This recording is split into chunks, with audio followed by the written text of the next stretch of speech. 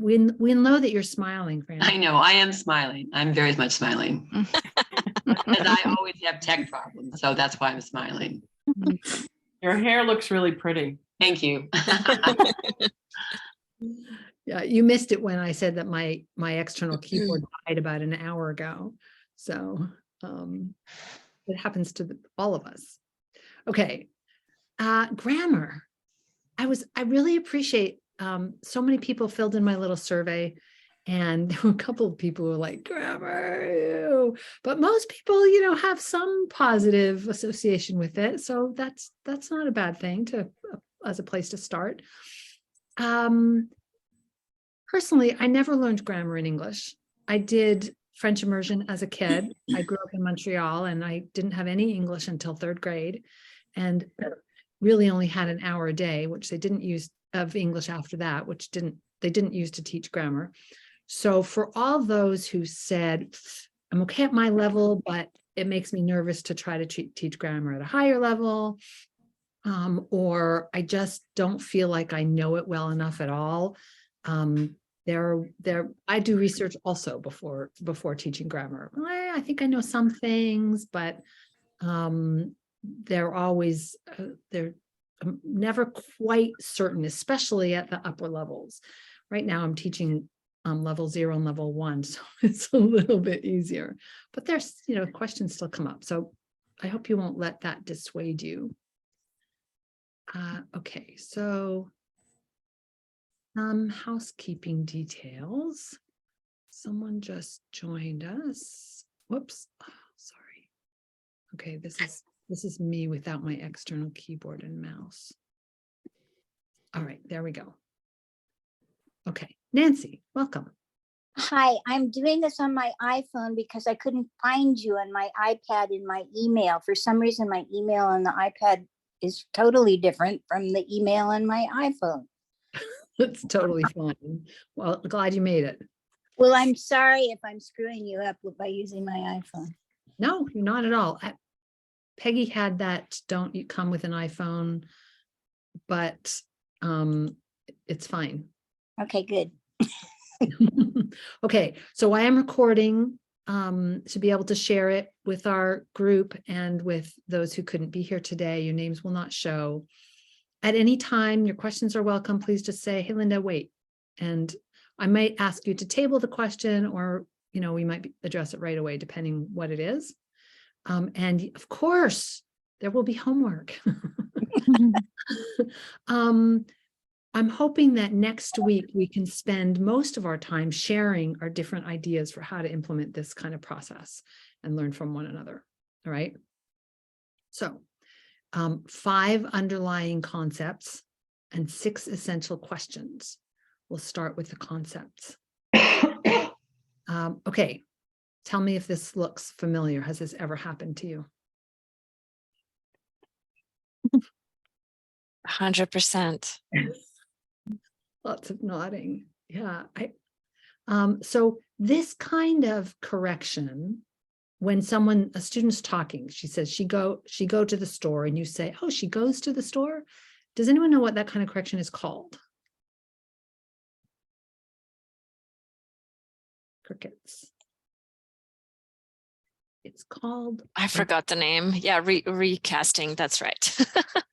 Oh, the TESOL degree is coming back. I learned about it. It's called a recast.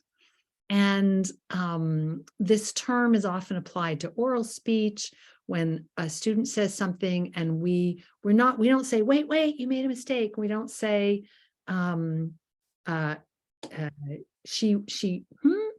we're not asking the student, we're just providing the correct language. And it can be done, the equivalent in written feedback is when we mark up the paper and we write the correct answer on it. And a student may read it, and then guess what? The next paper looks exactly like that. So recast, I was going back to some research, some pros and cons of recasts.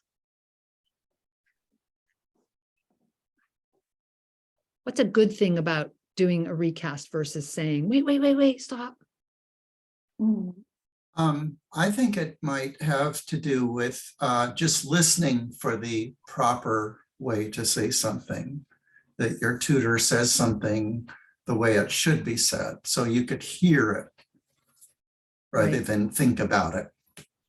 So you can. The big Well, question is, it's do a- you? It's a version of immersion, right? I mean, when I'm traveling somewhere in a place where there's a different language spoken, and I start hearing things, I might learn from immersion to a certain extent, right? Right? Think in. Yeah, and I think another way I think about it in a teacher-student relationship is that my job is to raise the students' awareness of their language. So a lot of the times our students are making not competence errors, but performance errors. And so can you I explain know more that about in that, Sorry. yeah, so a lot of the times our students know the grammar, but in a moment of, just having to be fluent and in the interest of the conversation, they either throw it out of the window, or maybe they're in a test, or maybe they're nervous for whatever reason. And so they make a lot of performance errors rather than errors that are, based on them just not knowing the grammar. They know the grammar. Right. So I had some of you know that I've been learning Russian the last few years, specifically to have this experience of being a beginner. And I wanted to learn a language where I had to learn a different alphabet. And if I make a mistake, something that I know, and my teacher goes on and on about explaining the mistake, like, yeah, I know, it was a performance error. I just made that mistake. Exactly. So the other thing about recast is it doesn't interrupt the flow, right? If you're having a conversation or your students are having a conversation, it doesn't interrupt the flow. The downside is this noticing thing. So often our students don't notice that. And I've read a couple of papers that suggest that recasts are the most common type of error correction that teachers do, and they have the lowest levels of uptake, right? Uptake is when students can incorporate that learning or that correct form into something in the future. So it's not, I'm not saying, we should never do recasts. It's hard not to often. But we shouldn't necessarily rely on that as being the teachable moment, right? Like telling your child something when they're in a frenzy. So the first concept is that students need to notice the difference. As someone said, they need to notice the difference between what they say and the correct language. And when we recast what they say, they don't always notice, like, because they're thinking about the next thing that they're going to say, maybe. So let's see. Wendy, can you read this for us, please? Okay, the whole thing? Yeah. Okay. Noticing. We need to give students examples, practice opportunities, and feedback in a way that helps them. Notice the target language. Good, thank you. So this is what we're after. And so when we're giving them examples, practice opportunities, and feedback, this is what we're after. Now, that doesn't mean if the error is not a focus of the current lesson, maybe we just let it go. Someone wrote in, but if I don't correct them, are they going to learn the wrong way of doing things? It all comes down to focus. This, if you're doing a lesson on specifically about present continuous, for example, and you're asking someone to complete a sentence using present continuous and they do it wrong, yeah, you don't want them to have that positive reinforcement. You'll want to correct them, or we'll talk about different ways of correcting them. Eliciting the correction helps them engage with it more than if we provide the correction. But for a lot of things, when we're working on fluency, we're just going to make a note, do it later. They're not going to remember that anyway, that, I said it exactly this way and my teacher didn't say anything, so that must be right. Right. Okay. Comments, questions? Okay, so the second one. Here's a learner who's trying to talk and she's trying to think about all of these things. What does this make you think of?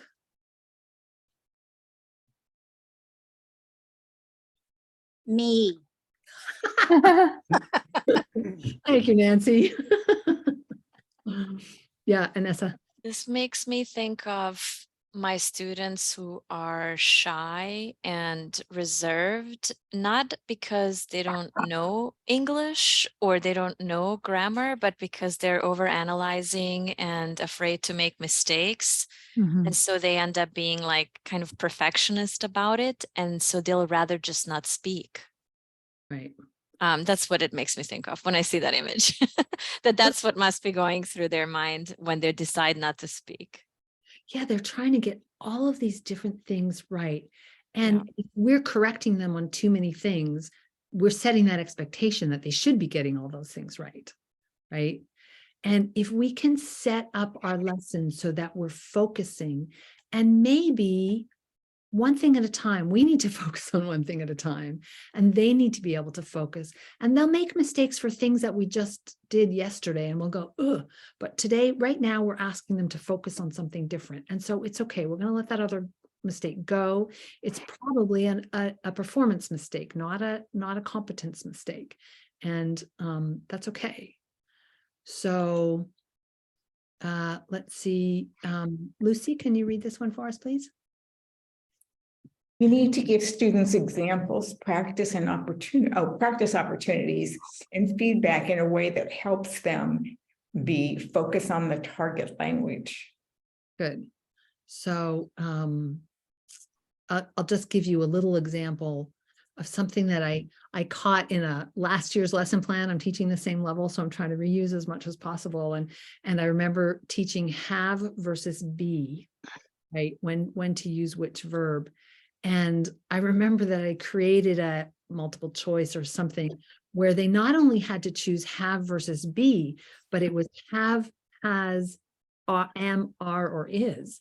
And that was way too much to start out, right? We had to focus first on have or has, and then focus on am, are, is. And then when we put them together, let's just put together are and have. And get them to choose between those two. We can't, that word focus is not applicable if we're asking them to think of too many things at once. So true. Yeah. Okay. Next one. All right. What do you think of when you see these two pictures? Leslie. Cooperative learning on the top, student-centered. Teacher driven, directed, or sage on the stage kind of guy. Sage on the That's not for me. That's an old, sage on the stage or guide on the side. A way to differentiate the kind of learning classroom, learning environment that you have. Yeah. And if you're in a class, depending what part of the world and what age your students are, they might be used to this. This might be difficult culturally for them to engage with. So that's something that we need to keep in mind. I have a friend who's tutoring a Korean learner. The Korean learner just arrived in the States, and she needs to figure out. She was told the Korean learner is a level 0, and it's obvious that she's not, but the teacher doesn't know exactly where, and she wants feedback from this learner. Well, a Korean student brand new to the country, it could be really hard to get that kind of feedback direct to the teacher because, right, you're not supposed to pipe up for teachers, and the teacher. Not to say that that's always the case in all Korean classrooms now, but I've certainly seen it with students. Okay, so guide on the side, is that what you said? Yeah. Nothing that can I stick. can't source it. It's old. It's People learn best through active participation and discovery. So when they can engage, and this is clearly an in-person classroom, and we'll talk about doing this more online. But rather, this again goes back to rather than us giving them the answers, let's see if we can figure out how to let them figure it out. And Lisa, can you read for us, please? Oh, great. Engagement. We need to give students examples, practice opportunities, and feedback in a way that helps them engage with the target language. Good, thanks. All right, any questions? Comments? Okay, next one. What does this make you think of? Legos. Too much. Too much. Yeah, rules of grammar and Legos. Too much information. Mhm. Too much information.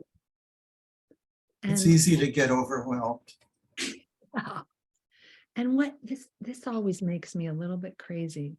What about this? Yeah, I'm not a fan of high frequency words. It just Not that our students don't need them, but is this the form in which they need them? And this, no, absolutely not. Not in this way, no. Mm-mm. Okay, so students must be able to connect. All of our students, even at the lowest levels, they're fully formed adults. We're all teaching adults. That's a good thing. They have some kind of prior knowledge, and they need to be able to connect new things to prior knowledge, put new things on top of things that they know already. So let's see. Nadine, can you read, please? We need to give, am I on mute? No. Okay, we need to give students examples, practice opportunities, and feedback in a way that helps them connect with the target language. Right, thank you. So that's going to be a key part in how we talk about grammar. We all know we don't want to teach it in isolation, but how can we help students build it on other things? Okay, and the last one.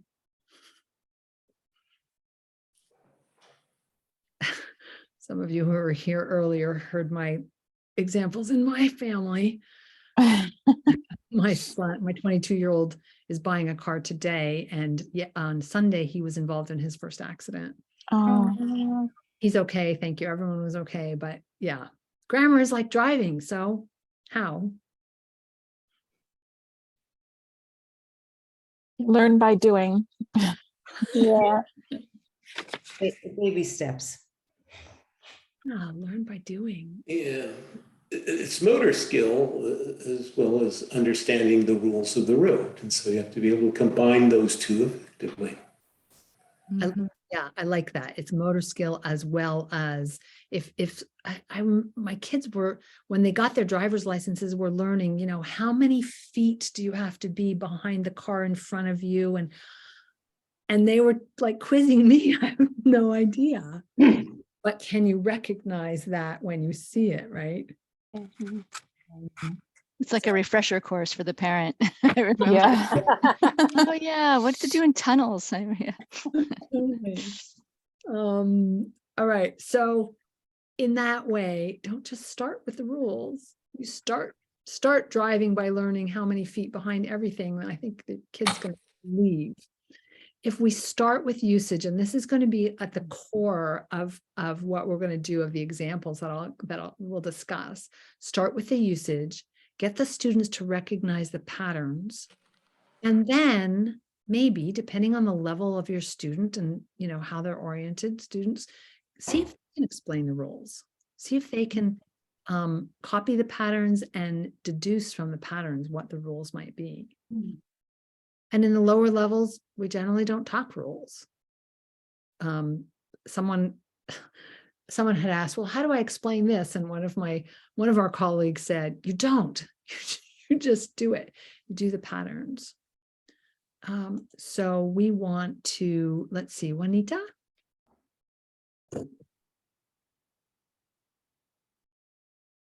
Need to unmute. Start with usage. We need to give students examples, practice opportunities, and feedback in a way that helps them to recognize and imitate the patterns. Good.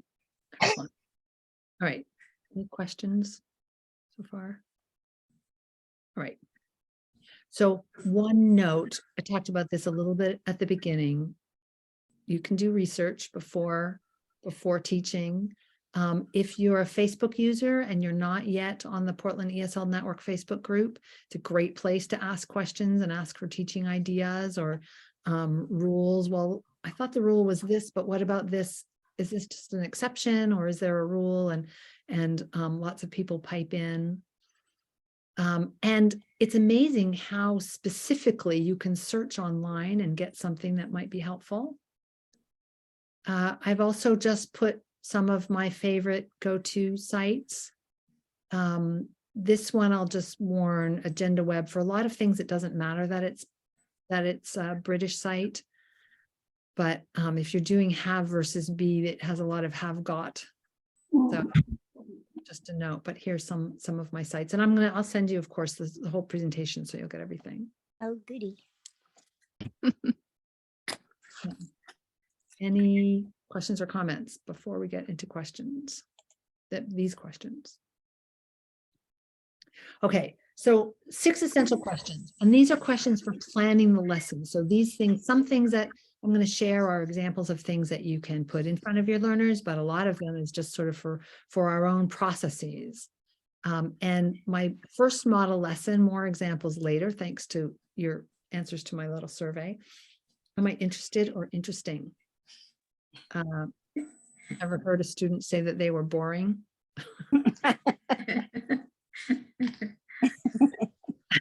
So that's what we want to try to stop or curb at least. So, all right, the first thing we want to do is it's all about objectives, right? And I like to state my objectives really narrowly. It could be very obvious, but in this case, we want them to correctly use ED versus ING adjectives.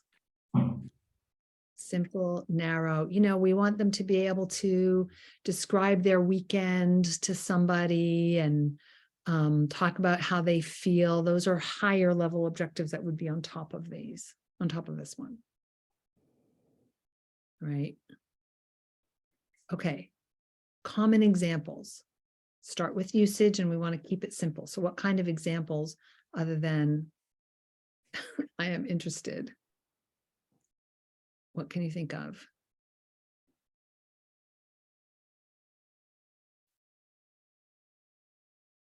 Things perhaps that are practical and relevant to the target audience. Yeah, absolutely. So what kind of adjectives do we have? And it's funny, whenever I try to do this, I have to look them up. How about I am confusing? She is excited. So we just want to get the simplest examples. How are we going to use those?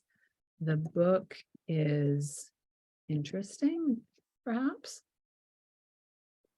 Come up with examples here, some more. Oops, here. I'm confused, relaxed, excited. Or this is confusing, relaxing, exciting. So of these examples, do you think some of these usages are easier to understand or some have sort of complications that come with them? What kind of mistakes can you see your students making?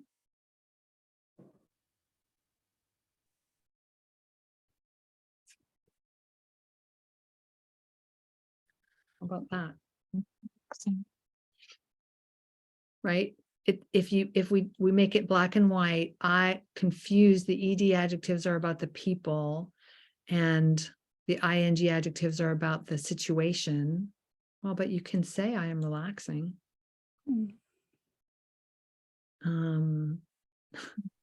So it's just important to think about or look up different examples that you might be able to use using these adjectives in this case and think, okay, what am I going to start with? Probably not going to start with relaxing because it's a potential point of confusion. So I want to start with the ones that are easiest to understand. Okay, so in order to be able to use something like this, let's just take relaxing right out of there. What do students have to know? Number 3 is, what prior knowledge must they have in order to be able to use this?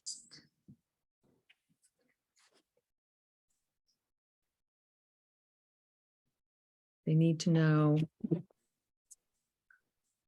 They need to know what the Vocabulary, Yeah, vocabulary. definitions, and Yeah, the meaning of the maybe the- words. and the subject matter. Right, exactly. They need to know the vocabulary. So they need, if they don't know at all about confuse or excite or care for the beginning, they don't have to know excited versus exciting, but they need to know excite, confuse. Parts of speech, yeah. Parts of speech, yeah. It helps if they know what an adjective It's an adjective, yeah. Yeah, because we'll talk a little bit later about lingo and meta language. And when I started teaching, I thought, I'm not going to teach all that. It's just teacher speak. But it really is, it really can be very helpful in describing things and working with students if they know some of that meta language, some of that lingo. So if they know what an adjective is, they need to know how to use the be verb with adjectives. Yes. Right? We talked about the meaning. They need to know, they need to understand this relationship, that when you have a be verb, this word, the adjective describes the noun before it. Because if they don't have this basic stuff, they're never going to understand really confusing. I am confused versus this is confusing. All right. Questions, comments? Okay, so we talked about mistakes and common points, mistakes and points of confusion. A lot of students, has anyone heard I confuse? Yes. Yeah. For some reason in that one more than anything, I think people leave out the be. And that goes back to here, they have to understand how important it is. And we need to know that a lot of languages don't have be. Russian, for example, does not have it in the present tense. It has a be verb in past and future, but not in present. I believe that Mandarin doesn't have it. Yeah. Spanish has the be verb, but it doesn't, if the subject is a pronoun, you don't have to use it. Okay. Here, this is what we were talking about before, relax versus relaxing, verb forms versus adjective forms. So the fact that the ing is present continuous, I am relaxing, is different than this is relaxing. So that's a potential point of confusion. When a person can be ing. No one's ever heard this, right? My sister is so boring. So these are all things to take into account when you're choosing the examples that you're going to use to elicit the rules, to get students to recognize the patterns. We want to probably stay away from the things that are most confusing. We can bring them in later. Sometimes I found myself in my level 1 class, we were doing some phonics work. And phonics, I got to say, phonics really frustrates me because it seems like there are more exceptions in English spelling, but I've been convinced that it's still useful. So we were talking about, some of you are familiar with the system, you may not be, likening the sound to a color. Many students know the color first. So this is a green E. Instead of saying long E, it's a green E, and here are words with a green E. And I just realized that we were about to start in our book a section on health. And the very first thing in the health chapter unit in the book was parts of the body. And so we come up with this issue because head is spelled this way, right? But it's not a long E.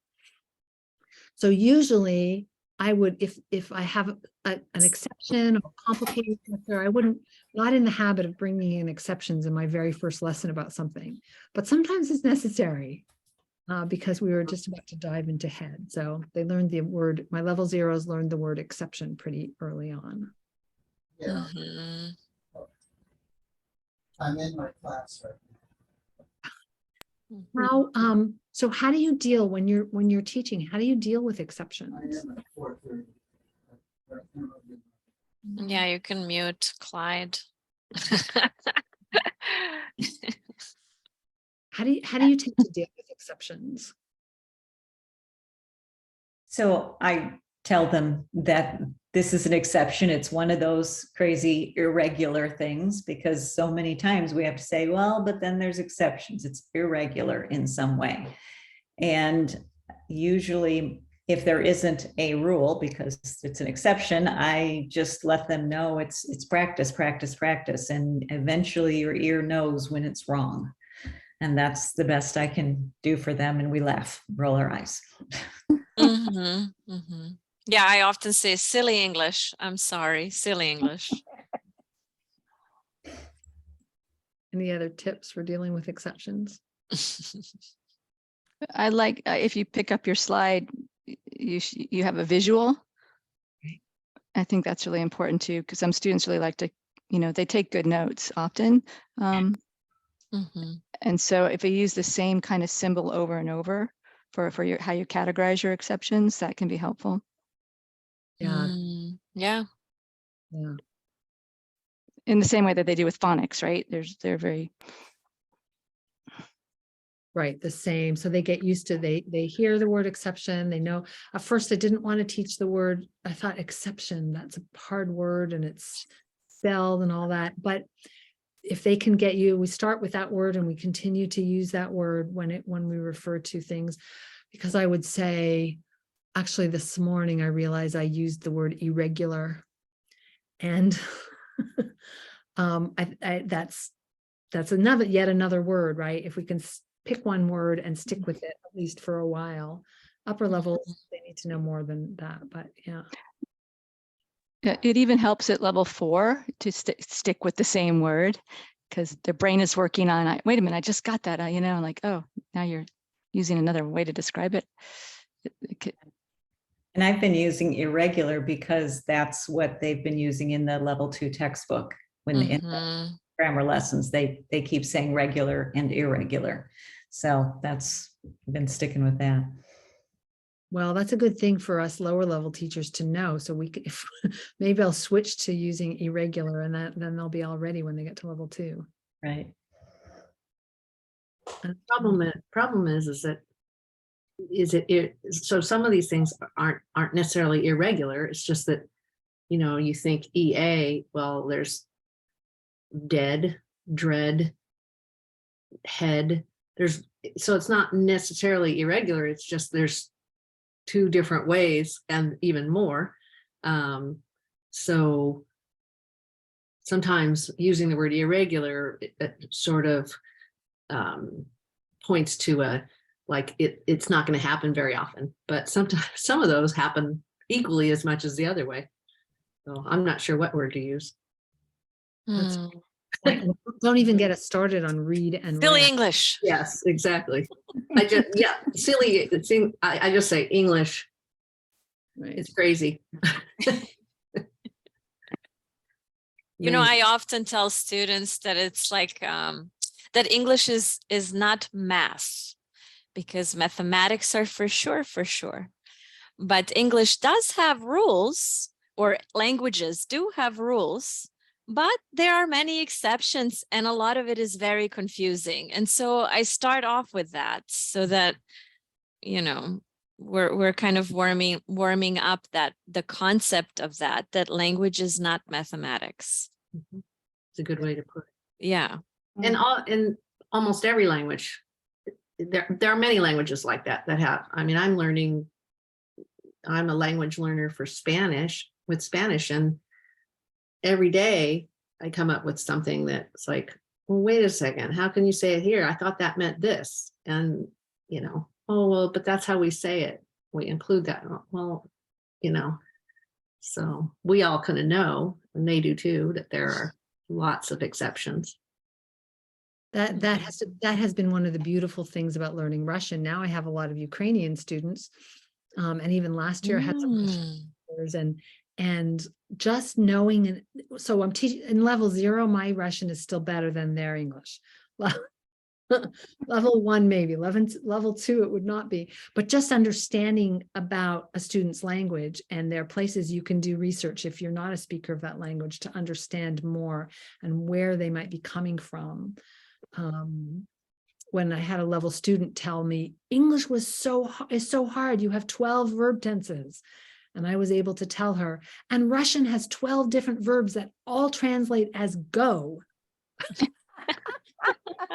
Because in Russian you have to know which direction you're going, and are you going on foot, or are you going in a vehicle, and are you emphasizing the going versus the coming, or I mean they're all, yeah. And her reaction was, oh yeah. So every language has its things. Okay, so number 5 is about leading our students to the grammar by showing them those patterns. We want to lead them so they can engage with the language and they can discover what the patterns are. And I'll show you a few different ideas for this. So, and how much leading you do at once, you know, depends on your students and how advanced they are and how close to the concept they are. So in this case, she is confused. The book is confusing.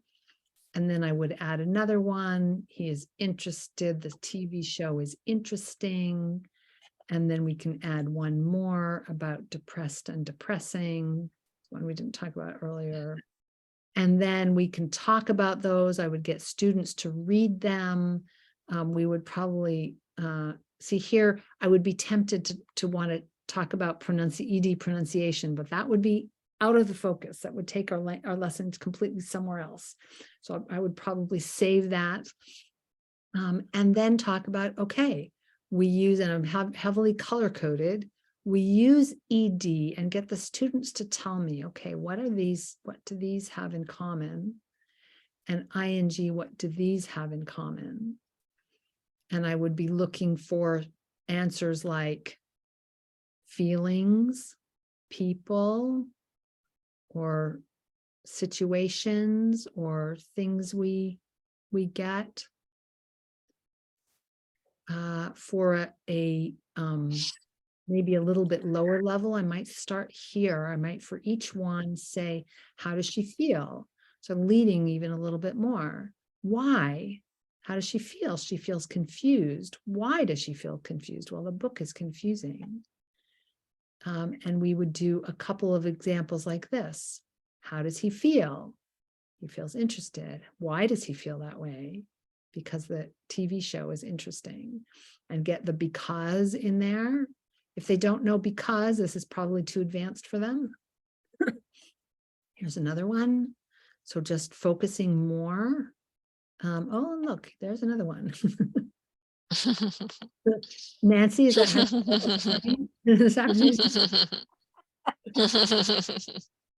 how then so we talk about the ED being the how people feel, and the ING being the why. And then we can go to something like this, where we're asking them more to engage with it. If we're in a classroom, we can put this up on the board and write words, or have cut out pieces of paper stuck to the board and have students come up and move them and put the words in the correct column. If this seems too easy, or after this, we can get rid of the color coding. See if they can do it this way. And we still haven't, maybe we did this, how does he feel and why, but we haven't done a whole lot of rule Come on. Okay. All right. We haven't done a whole lot of talking about rules yet, right? They can categorize these words. Maybe they can then make sentences with them. And, you know, we can pick on English class. So we would ask students, I'd like to ask the most advanced students first, right? I am tired, and get them to say, I am tired, and we can move them. I'm sorry, yeah. I am tired because English class is exciting.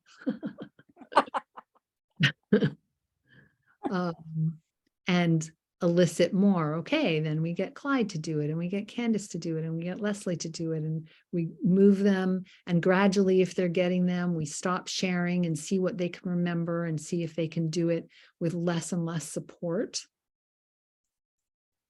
And we'll go in a minute into less and less support. We generally want to start with the most support and get less and less. But here, we can talk more about the rule at this point, but we don't really need to. I mean, it's fair. I don't know what a grammar book actually would say about this topic, but this kind of says it all.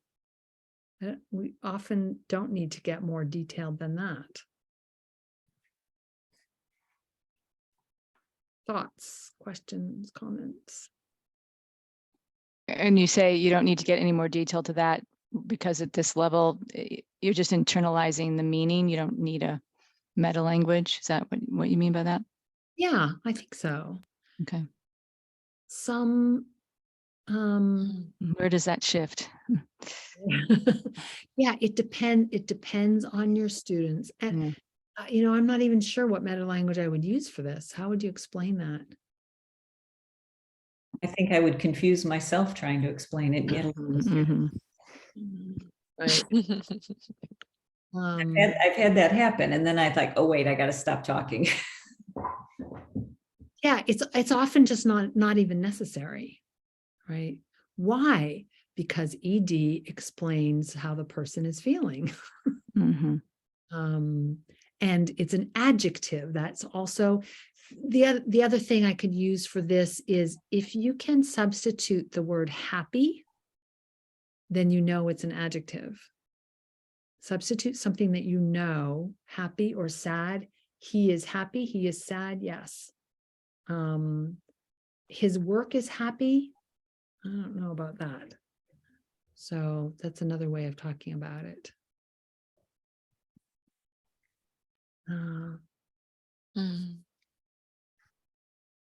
Okay, so supported use to independent use. Supported, the less the student has to come up with on their own, more support, that's supported use. So if I say, what color is my hair? I've been using my hair a lot. Did you know that COVID makes your hair turn white? Okay. If I ask students, what color is my hair?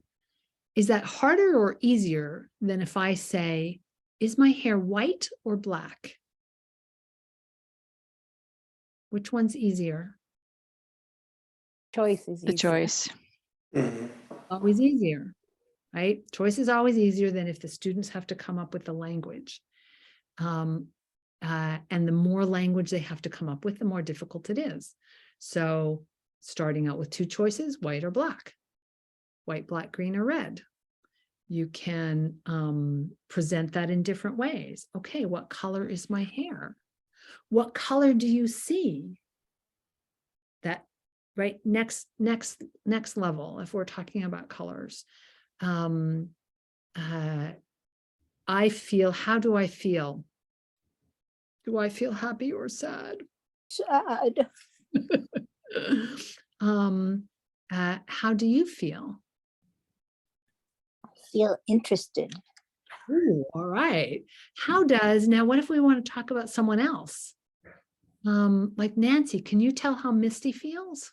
I can't see Misty. Where is she? Misty, say something so I can see you. I'm right here. I'm Okay. waiting. How do you feel, Misty? I feel great. If you haven't used the spotlight feature in Zoom yet, that's what it does. So someone doesn't have to see them. But it's hard, it's easier to, I think, talk about ourselves and to talk about someone else. Not only if we're talking about feelings, right? I can't, and then especially on Zoom, I can't see that very well. So this continuum to go from supported use to more and more independent use is not necessarily a one-way thing.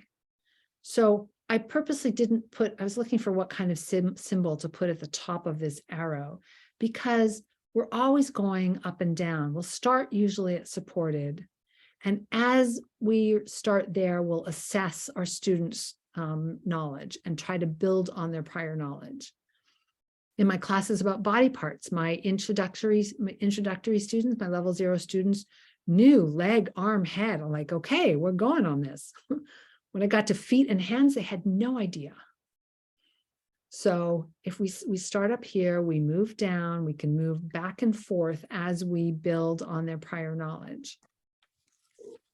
So, okay, an example of very supported. She is bored.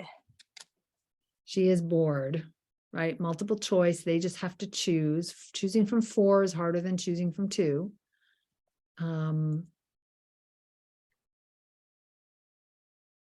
They are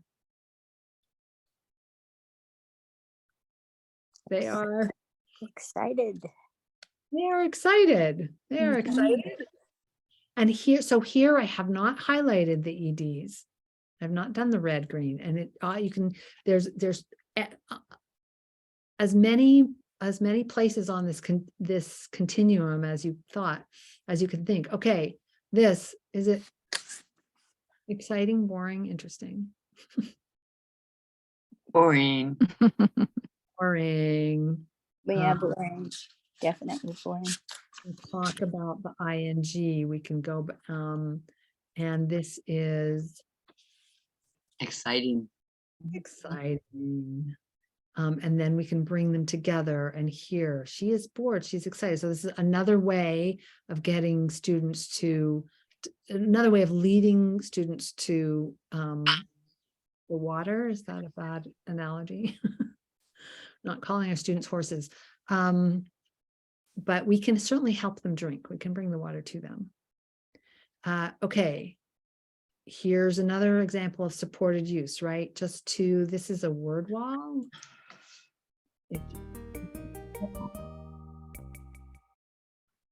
I'm always tired. 18, it's way too many. I think Monday mornings are tiring. This is really supportive. It just has 2 things to choose from, annoyed and annoying. They're not, it may be tempted to, put in some other word, exciting, but we want to focus, we want them to focus just on the forms. This lesson is about ing versus ed adjective form. So that's all we're asking them to choose between. Okay, next, a little bit less supported. They have to come up with the language. They are, and some smart student will say, throwing leaves. Which, I would write, if a student said that, I would say they are throwing leaves, and then I would say, how do they feel? And get the right form. Here's another guy. This was my older son in the space land always. Even less supportive, more independent. Just showing a picture and getting students to come up with the sentences about that. This guy.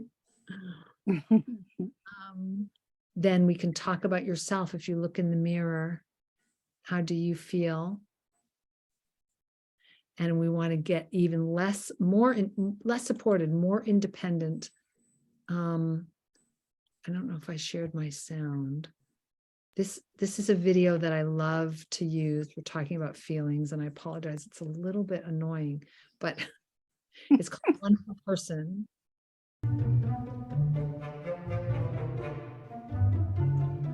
Okay, I'm going to make it bigger because the animator just, I thought, did a phenomenal job.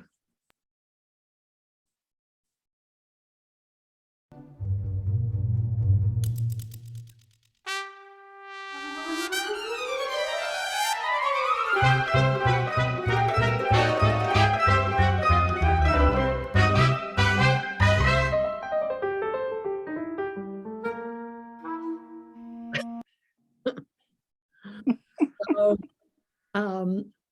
that's something that that's completely unsupported, right? You're providing the input, the stimulus, what we want to get students to talk about. Generally, something like this is a 10-minute video. I wouldn't play the whole thing, but I would play maybe 2 minutes of it, and then I would go back to the beginning and play just a little snippet and get students to talk about, okay, how does she feel?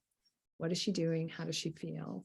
So as much elicited language as we can from that, and then move to this guy, and then back to her, because they're just so expressive.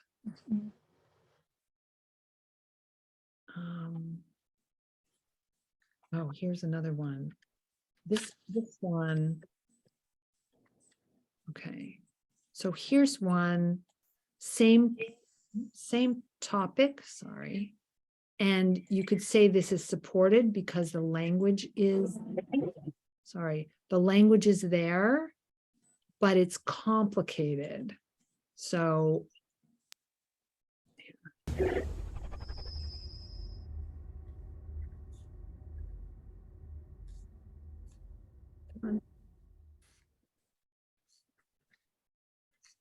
here's that meta language, participles. So we could stop and read.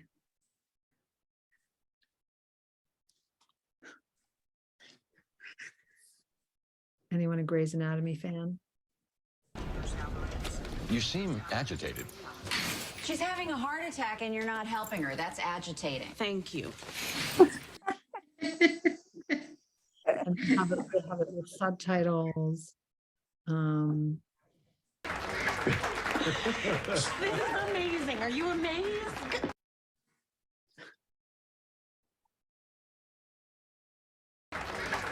This is amazing. Are you amazed? Okay, so we can talk about how does she feel and why does she feel that way. There's so much context in the television shows. I don't know that I would actually, maybe if very high level students, but there's, just because the words are there doesn't mean that it would, that's simple for students to understand. Are there questions or ideas? Is that link in your PowerPoint? Okay. Yeah, does anyone, what do you guys think about that one? Would you use it? How would you use it if you would?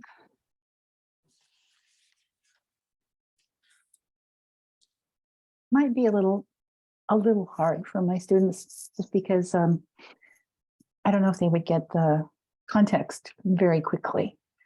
I mean, I thought it was neat that they found those two examples that are so perfect. My students might not be at the level, but I think it'd be great for higher level. Yeah, and there are more that the video goes on. There's several others. Other feelings? What would you use that video? If so, how? Or if not, why not?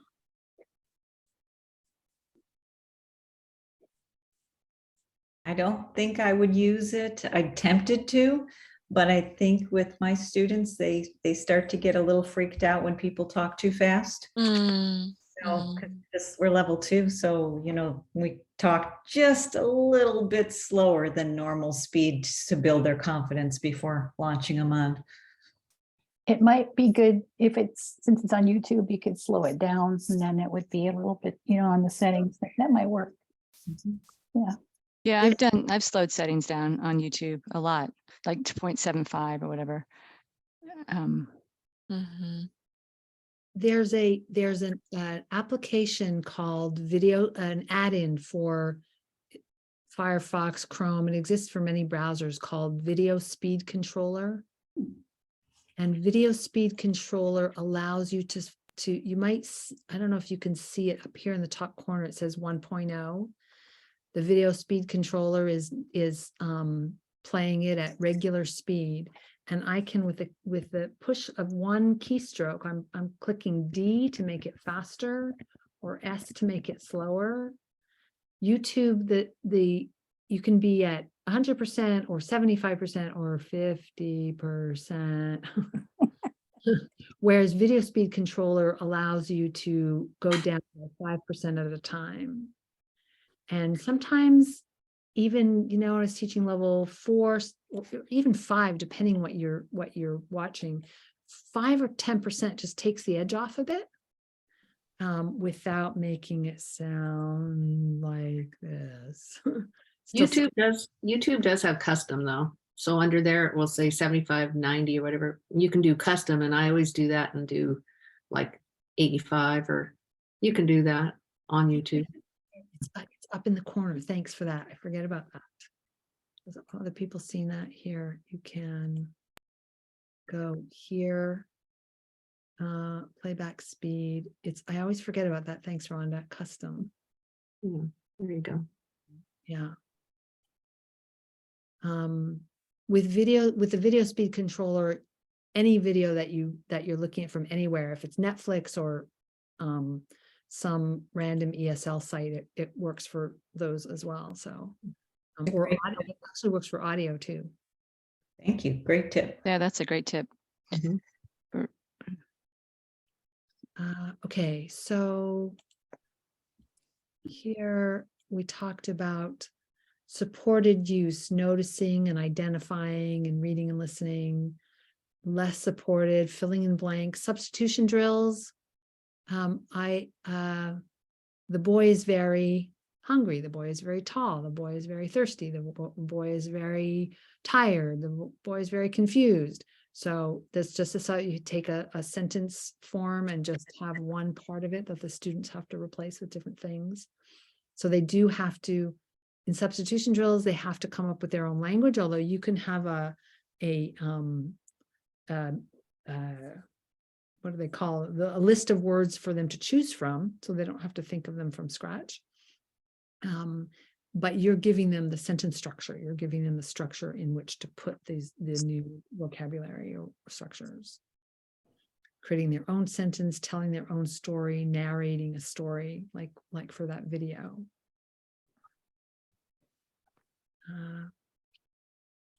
All right, so some other examples, and these came from things that various people mentioned in my survey. So present simple versus present continuous. Let's see. David, can you read this for us, please? You're on mute. Sorry, I didn't unmute. Before learning the difference between present continuous and present simple, we need to make sure that students understand the usage of present simple. So we'll start, usually they learn, thank you, they learn present simple first. We need to understand, make sure they really get that. When do you use it? So I would, talking about habits, if they don't know the word habit, we can talk about how always study English in the morning. I love giving students examples that involve studying English at any time of day. And then asking them, what do you always do? What do you do every day? What does your son always do? And we can go to never. Sorry, gentlemen. What does your husband now? I tend to have a lot of women in my classes. What do you husband never do? Get the never across. And we took sometimes, and we don't have to go through all of them, but we can if you can do more, usually. Okay. If they don't get this with regular present simple. We're probably not going to go yet to present continuous. But we can say, okay, I sometimes study English with my class. Now, and this is the introduction, and some student in the room might know. Now I am studying. And we'll reinforce. I learn English on Mondays and Wednesdays. I learn and get the I am learning. And here again, a matter of focus. I'm starting with I. Maybe I should do more examples with I before going to you. Walk. How many times do we talk about the fact that L is silent in walk? Walking to work, you are walking now. Here I have more filled in. The first ones are filling in. We're getting less and less supported, more independent, a little bit more independent. And now we're just going to practice the present continuous.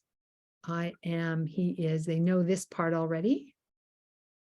If they don't know the present conjugation of the be verb, this is probably too hard for them.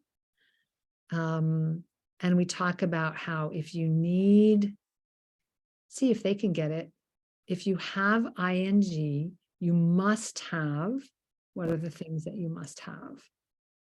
And we can go back up here to see the am, is, or. So I'm trying to lead them so that they create the rule. And then we can go back and refer. It doesn't mean, back to Anessa's point about performative errors versus competence errors. It doesn't mean they're going to get it right every time. But if they have seen it this way and they've come to this conclusion, then when they make a mistake, you could say, you, actually, often what I'll do is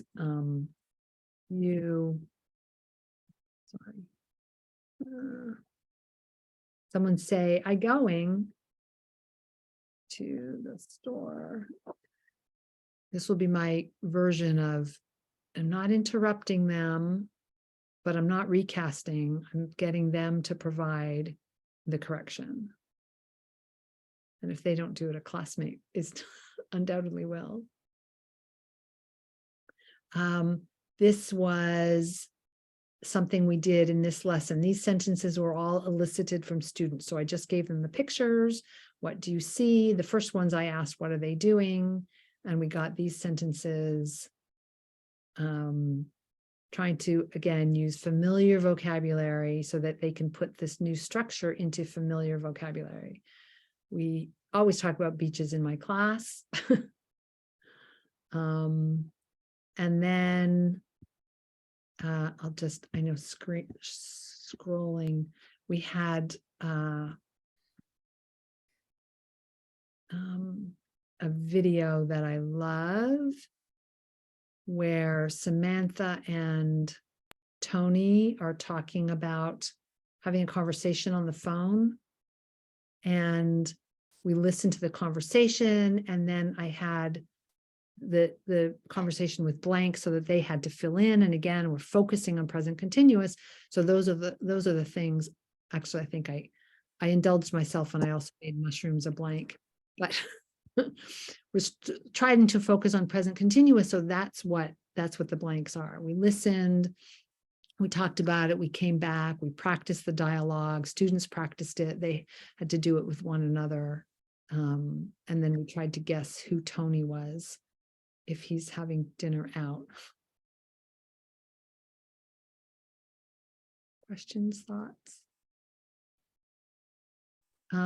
More, so this was on a different day, more eliciting sentences, lots of repetition always, right? Then we were talking about birthdays. I had 3 students who had a birthday in the same week. So we did things like this. What is she doing? And of course, none of those students have cake on their birthday. So it was a cultural moment also. All right. Questions, thoughts? Someone asked about using conversations to teach grammar. And has anyone tried Ello? Ello. It's really good. They have lessons, video lessons. They're mostly audio lessons. The videos aren't anything, but they have the audio and they have the transcript. I by matter of course use an ad blocker. I've seen Ella without an ad blocker. It can be ugly, so just there's a warning. But I will take the text out and first maybe have students identify this one is about used to. This one is if you want it to teach the used to. So I might take the text out and put it on another slide or piece of paper if I'm in person and have students identify all of the used tos and then read it and then see if they can tell me, what does used to mean? Means when we were a child. And then I might take some of these sentences and make a substitution drill out of them. So our parents used to, and then have students fill in, what did our parents used to do? Or when I was a child, I think there's something like that here. You have to, decide what related things. When I was a child, I would do blah, blah, blah. So if you're teaching used to, that's something, probably something that would go with it. But that's another way of teaching, taking conversation. It helps a lot to have a transcript and get students to look for the form that you want them to be learning. Here you want them to be learning used to. I would have them highlight or underline all of the used tos. And then we could talk about what they mean, and then we can substitute.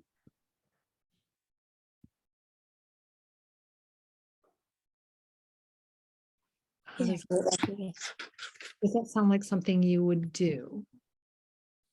Yeah. Wait, first you said when you're mucking with the transcript that you would actually remove the used to. That's one technique, and then students, that's a little harder, unless they're versus highlight the used to, identify it. Yeah, first, depending on the level of the students, first I would probably, if that's what we're teaching, I would leave it in and have them identify. Okay. And then I would have them use that form in their own sentences. In their own context. Okay. That's right. When I was a kid, I used yeah. Their videos are great. I mean, their audios are great. Todd and what's the other? I've forgotten the name, but there's like the British Todd and Rachel. Maybe, yeah, I can't remember now. And they talk back. They're two characters, or they're real people, right? He recorded real people having conversations, and right. Some of it, they don't have super easy ones. Some of them, like they say, it's to be, but they're having this whole conversation about it. So I haven't found anything that I could use with my level zeros, and I'm not sure about my level ones even, but it's good for level 4. Yeah, here's another one. Someone talked about using stories. So this is a website. Again, this is all linked into the presentation that I will send you. Full Spate, English with Attitude in Search of a Purpose. I just love this. They have all kinds of articles.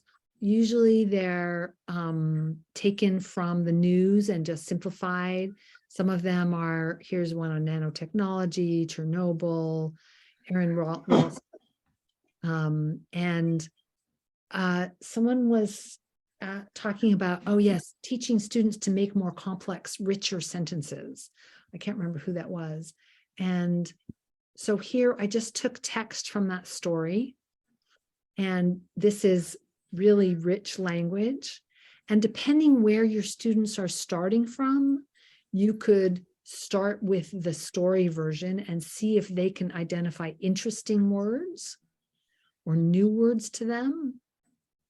You could start with a lower version. This is my adaptation of it. So instead of saying a mountain sports fanatic, I just put in lover, and he got in trouble as opposed to got in dire straits.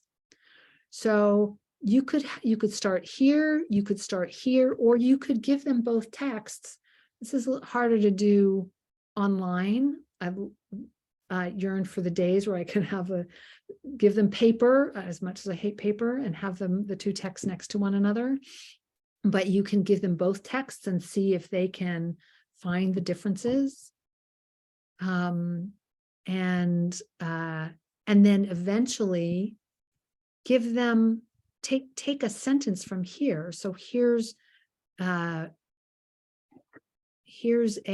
sentence, Anne Ralston, comma, with the Les, I think you were the clause person. A 27-year-old mountain sports fanatic from Colorado in the United States found himself in dire straits. So you could analyze that sentence. What's the subject? What's the verb? What's the dependent clause? And get to the point where they can make sentences. There are a few steps in between here, right? Maria Gonzalez, comma, how are we going to describe her? A woman in my English class got into trouble when her son spilled his juice on her computer. The situation was terrible because, and this is something you can do, this is obviously a difficult text, but you can, even at a very low level, you can take a very simple text and copy it over, and then the students can even watch you delete certain words and then have them fill in those words with their own context. And that's a way to provide them structure for extending how they can speak. Questions? Comments? Lisa, your mute is on. Sorry. Have you used ESL Fast or Rongchong? I have used ESL Fast and Rongchong at the low, so those have recordings with transcripts, right? Yeah. Right. Yeah. And that's a really good program because then you can play it. And if you're focusing on the words, you play it and then have people listen first, play it a few times for people to listen.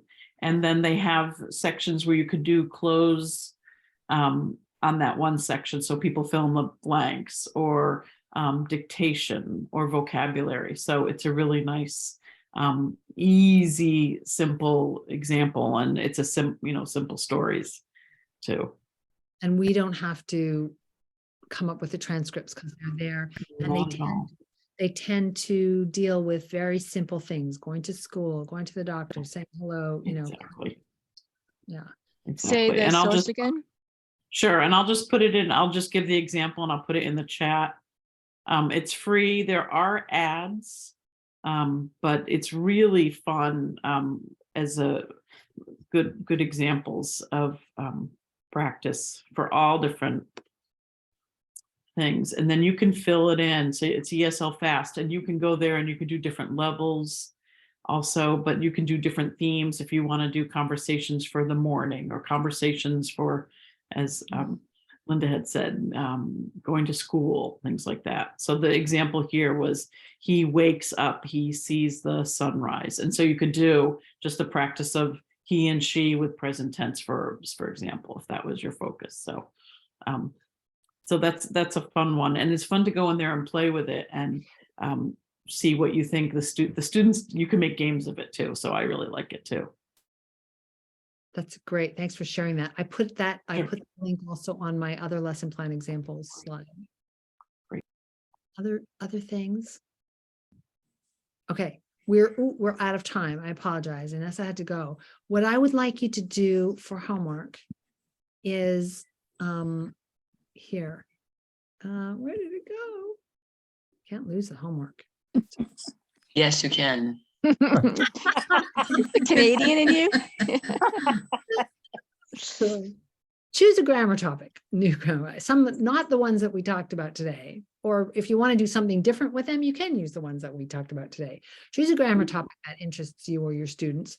Do some research if needed. Go through the essential questions and answer them for your grammar topic.